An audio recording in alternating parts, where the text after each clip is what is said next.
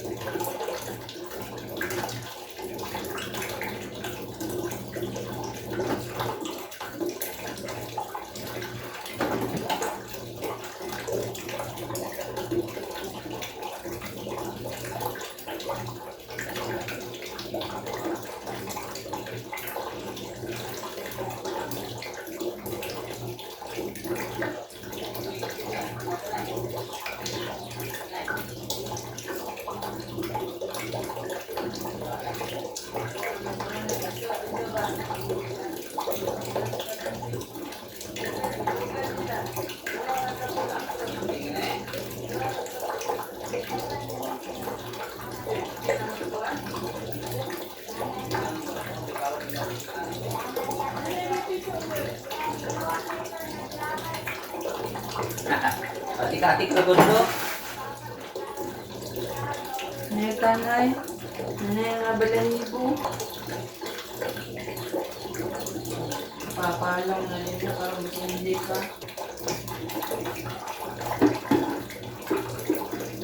Ako na sa picture, bro. Okay naman grupo. Ubat.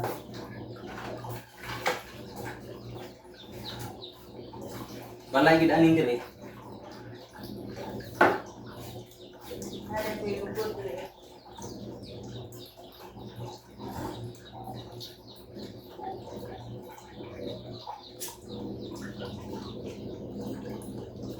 Sobra-sobra. Aning nagriwa sila palay, dapat na sila palay maghimo ko ta ani. Dili sa crayfish mahinga dire.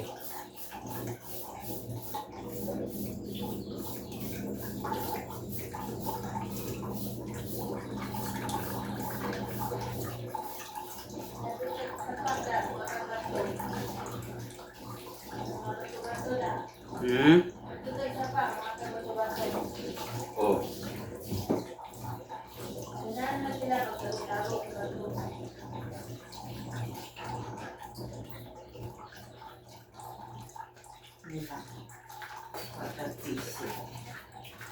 Yan ang cheat up ko mga ka-farms, no? Nagsimula lang muna ako ay mga ka-farms dito sa sa refrigerator, saka dito yun, tapos yun papunta lang din, tapos dito yan ang back. Tili man ang tao na kaya naman ibangan sila lom, hala yun bro kag bata. Wala 70 na. Yan, yun lang ang setup ko. Puno dito, labay dito. Yan, yun lang ka-farms. Sa simulang nagsisimula muna ako sa ganito. Pero titingin pa ako sa mga nasa YouTube, mga ka-farms, doon ako kukuha ng idea. Yan. So mga ka-farms, no, hanggang dito na lang yung simple kong sit up, no. Yan, yung isang bulok-bulok silang dalawa. Yan, no. Tapos dito sa kabila, yun may